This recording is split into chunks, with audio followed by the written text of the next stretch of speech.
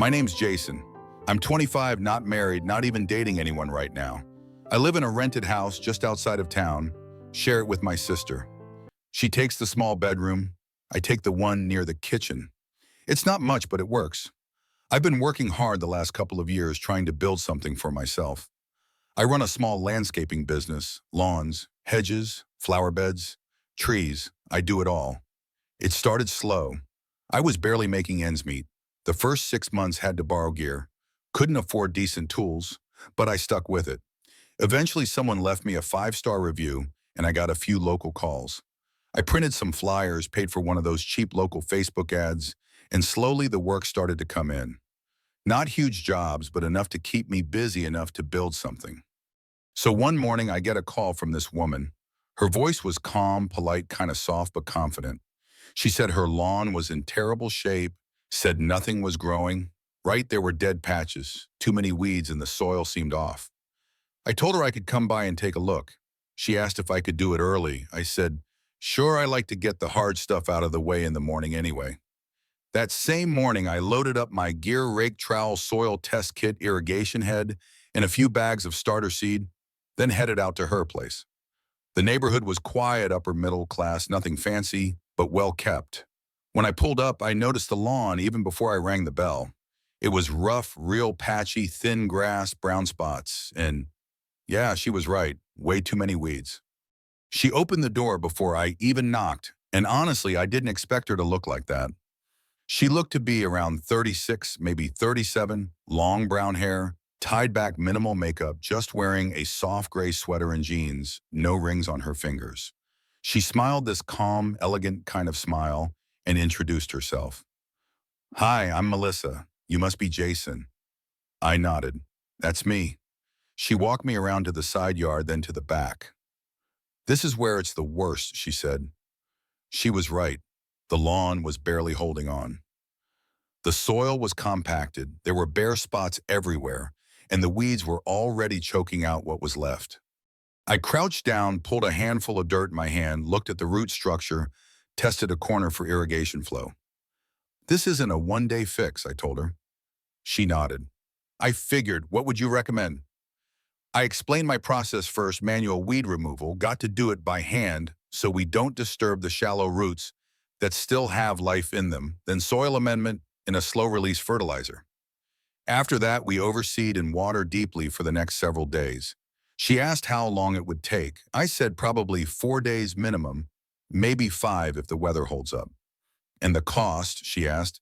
I gave her a fair price. She didn't even flinch. Sounds good, she said.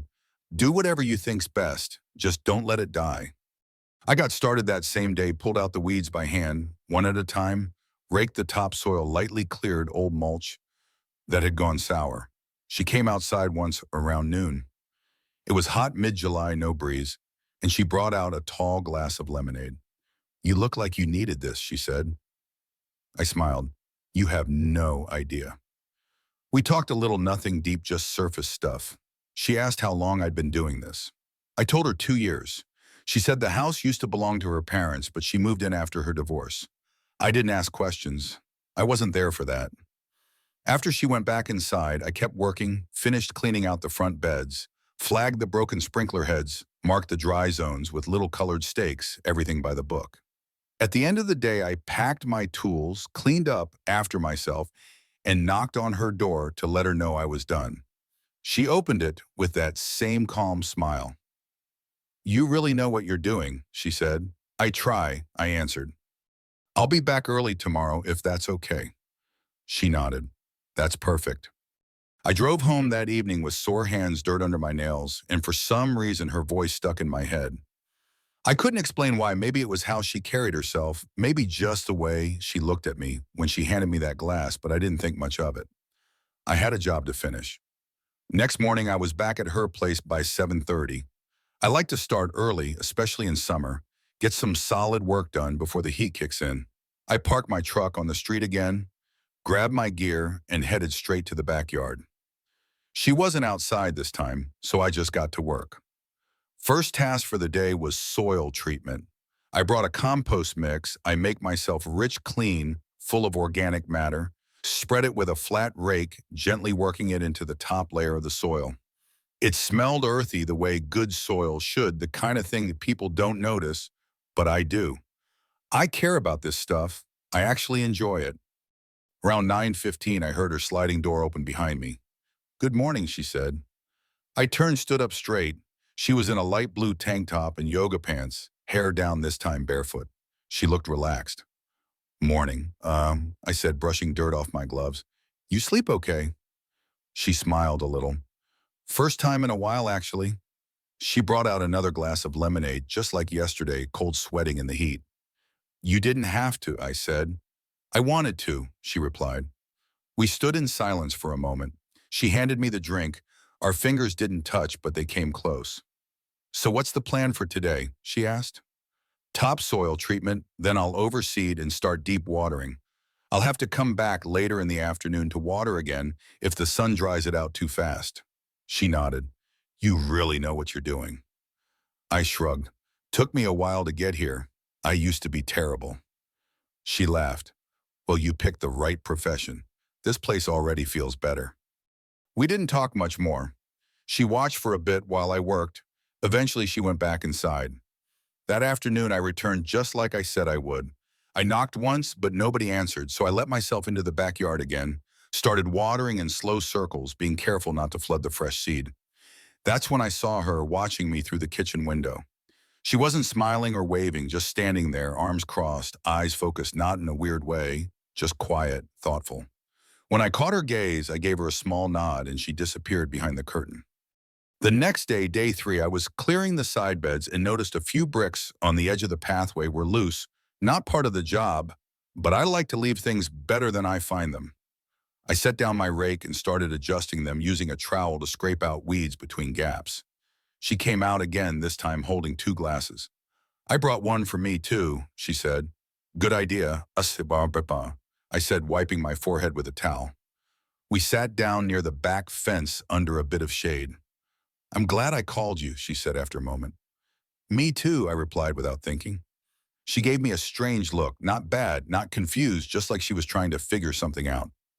"You're not like most guys I've met," she said. I laughed a little. "Is that a compliment?" She smiled. "You'll have to decide that." We sat there for a while, not really talking, just listening to the birds sipping lemonade, letting the heat pass. The 4th morning, I started early again. I had brought a new spreader for fertilizer and was testing nozzle pressure when she stepped outside this time in an oversized t-shirt and slippers, coffee in hand. "I was gonna sleep in," she said, but the noise convinced me otherwise. "Sorry," I said quickly. No, it's fine. I like the sound.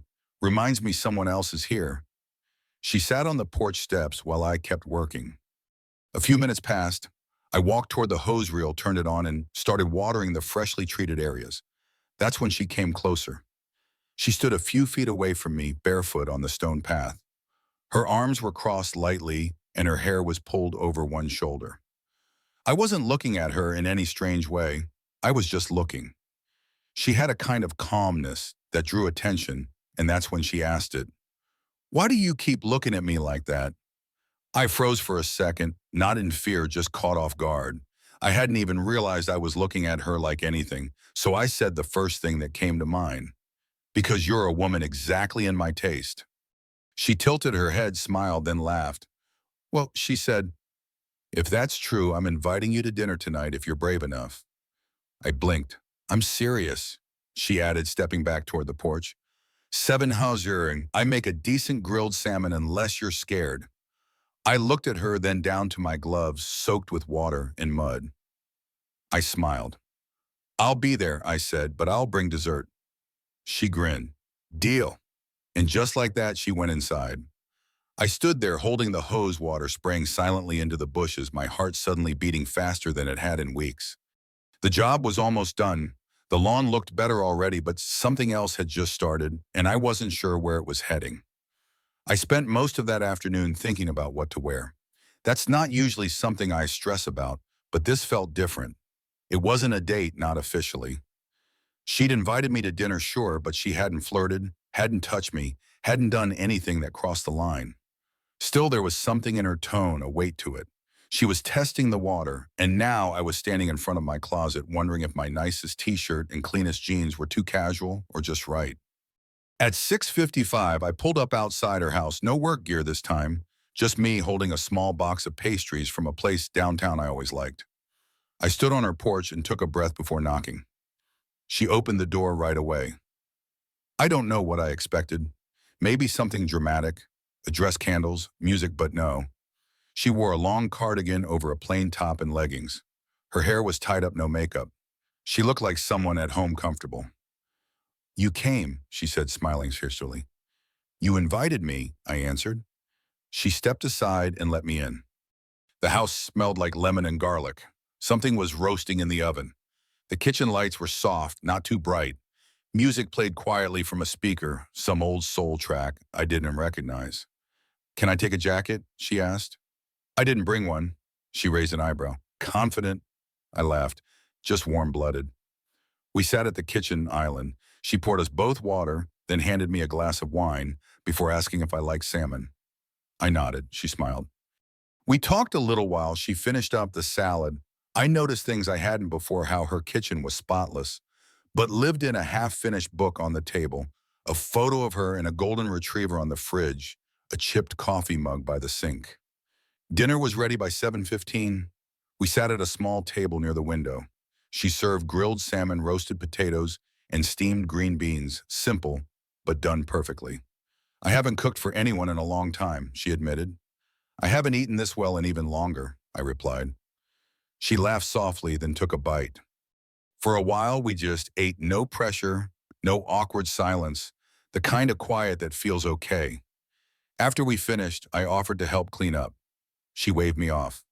Just leave it. I want to sit. So we moved to the living room. She curled up in one corner of the couch. I took the other. We sat facing each other, knees tucked, wine glasses in hand. That was amazing, I said. Thank you, she replied. Then after a pause, I'm glad you're here. I nodded. Me too. And then slowly the conversation got deeper. She asked me how I got into landscaping. I told her about my dad's old push mower and how I used to help him edge the lawn when I was 9, about how after he passed, I kept doing it even when we had no yard of our own. She asked about my sister. I told her we were close, that we'd been through a lot together, that she worked at a vet clinic and hated dating apps. She asked about my future, what I wanted. I want to build something I'm proud of. I said, even if it's small, even if nobody sees it but me. She smiled at that. That's rare. Then I asked about her. She hesitated, but only for a moment. I was married, she said, 5 years, no kids. I stayed quiet. He was charming at first, the kind of man everyone liked at parties. Then he started drinking more, missing work, coming home angry. And when he wasn't angry, he just wasn't there emotionally. I don't think he ever really saw me, not once. I looked at her. She didn't flinch. Her voice was steady. I left 2 years ago, she said. Best decision I ever made. Do you miss him? I asked before I could stop myself. She shook her head. I miss the version of him I thought existed. That's different. We sat in silence for a bit. She sipped her wine, then leaned back into the cushions. Sorry, she said. That got heavy. No, I said, I'm glad you told me. She nodded slowly. Most people just want the highlights. I'm not most people. She looked at me for a long second, then smiled. I know. We didn't kiss. We didn't touch. Nothing like that, but the air between us was different now. Not romantic, not even flirtatious, just close, like two people who'd seen parts of each other most never bothered to notice. Around 9:30, I stood up. I should get going. Of course, she said, standing too. I walked to the door. She followed. Thanks for coming, she said. Thanks for inviting me. I opened the door, stepped outside, then turned around. I'll finish the watering tomorrow morning, I said. She smiled. I know you will. I walked to my truck under a quiet, sky-warm breeze, brushing my neck and a strange feeling in my chest. It wasn't love, not yet, but it was something. I didn't sleep much that night, not because anything bad happened, quite the opposite. The night had gone so smoothly, so naturally, that it left me restless. I kept replaying pieces of the evening, her laugh, the way she looked at me when I talked about my dad, the calmness in her voice when she spoke about her past. It didn't feel like a first step into something. It felt like something already in motion, like we'd skipped a few chapters and landed somewhere deeper. The next morning, I was back at her place by 800. The lawn was doing well.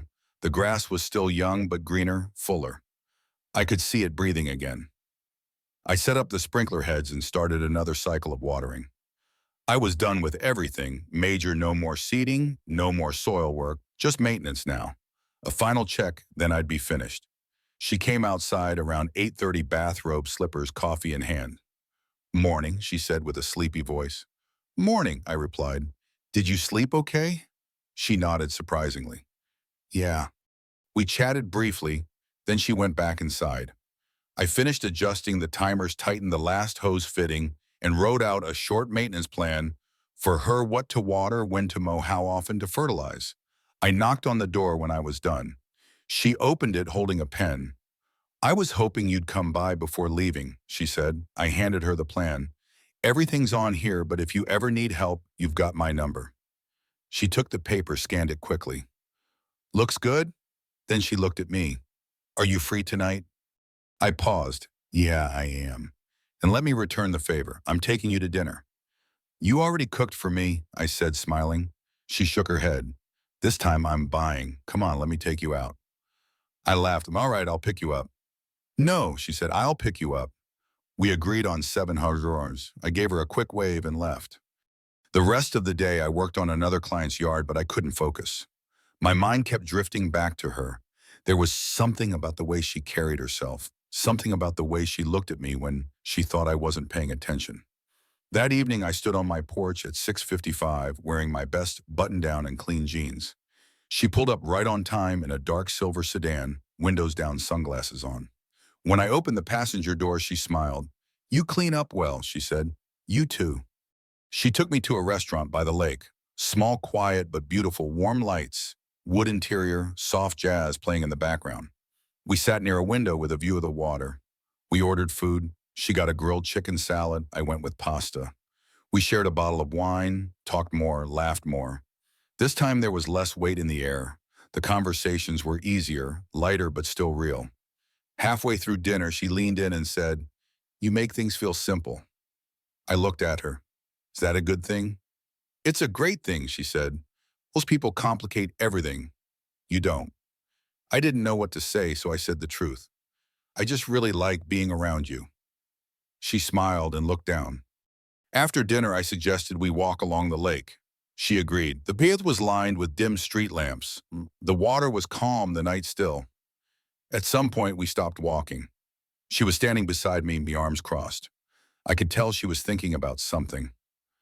I looked over at her and said, "I've been meaning to tell you something."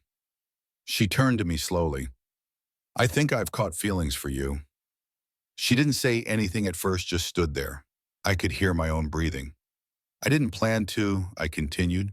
"It just happened. Being around you, the way you talk, the way you carry yourself. It's not about age. It's not even about time. I just really feel something real." Still nothing. "I'm not saying this to pressure you," I added quickly. "I just didn't want to keep it to myself anymore."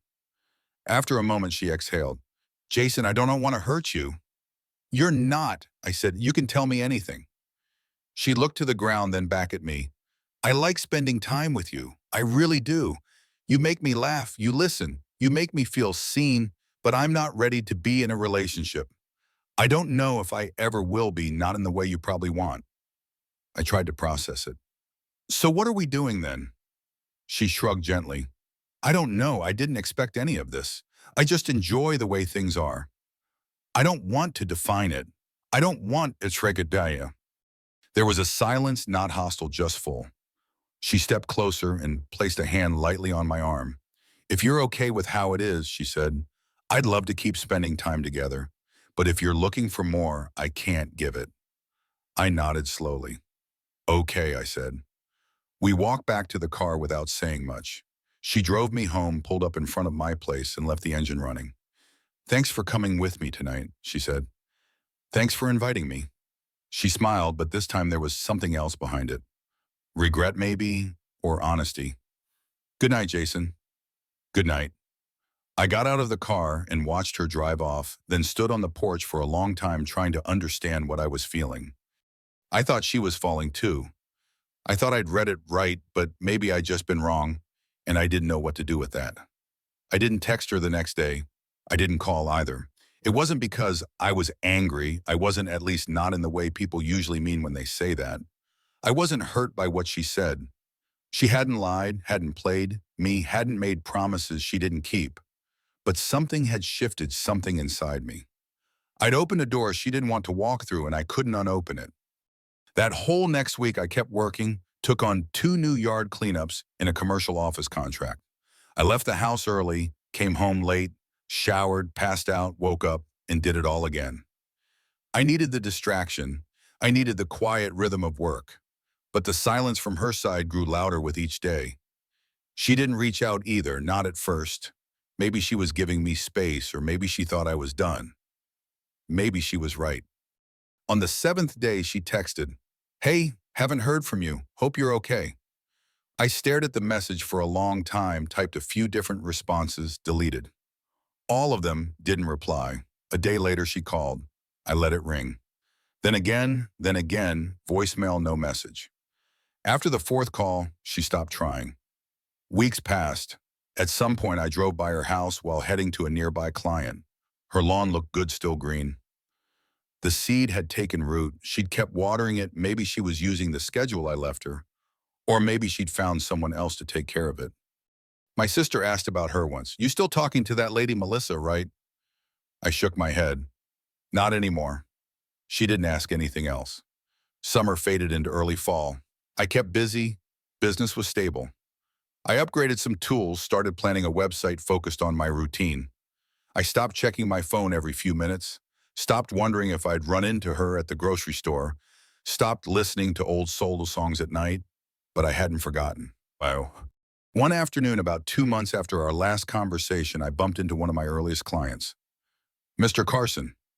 Older guy, lived across town, loved talking about soil acidity. We chatted a bit near the hardware store. Eventually, he mentioned Melissa. "You worked on her lawn, right? That woman on Everett Street." "Yeah," I said cautiously. "She's a strange one," he said, shaking his head. "Nice, but always keeps people at a distance. I think she just likes company now and then. Then she disappears." I didn't respond. "She did the same with the guy before you," he added. "My nephew actually not a landscaper. He fixed her porch steps. Said she invited him in one evening and they talked for hours. Then one day she just went quiet, stopped answering, cold but polite." I nodded slowly. "Maybe that's just who she is," I said. "Maybe it was." That night I sat out back on our little patio. It was cool, quiet, almost dark. I kept thinking about how I'd let myself fall into something that wasn't ever going to be real, not for her. But still, I didn't regret it. I meant every word I said.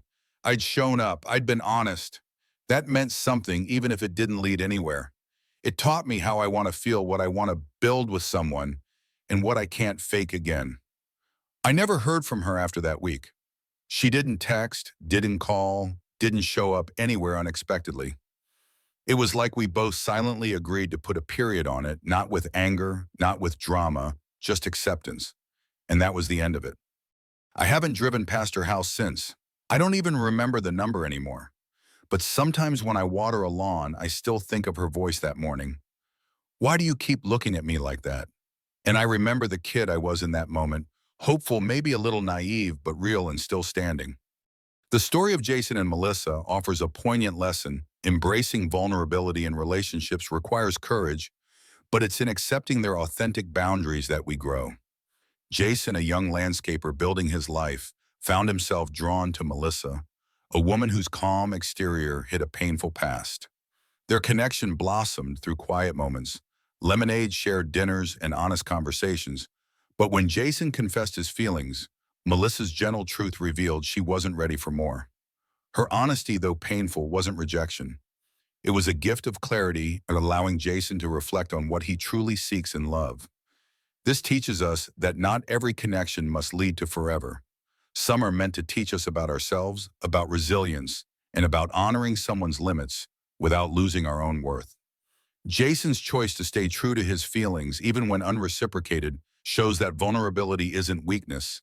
It's a step toward understanding what we need and deserve. Melissa's quiet strength reminds us that healing from past wounds takes time, and respecting that process is a form of care.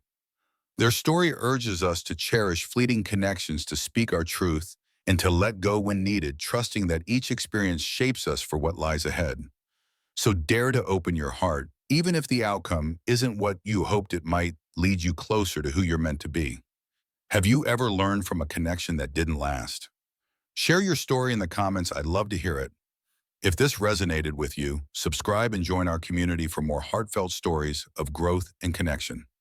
Let's keep exploring life's lessons together.